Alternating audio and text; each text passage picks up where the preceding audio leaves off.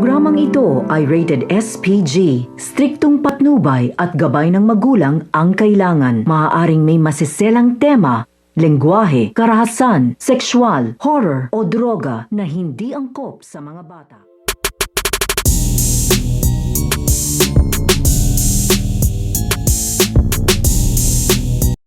Ang maitim na binabalak nito nga si Lucio. So ito nga si Lucio, hindi nga ito pumayag sa ino-open nga sa kanya nito nga ni Renato dahil ayaw nga dito nito nga ni Lucio at ang kanilang grupo na maging sunod-sunuran nga daw sila sa lahat nga daw ng kagustuhan nito nga daw ni Renato, kahit bibigyan nga daw sila dito ng posisyon upang sila nga daw ang mamuno dito nga daw sa isang lugar, ay hindi nga pumayag dito ito nga si Lucio.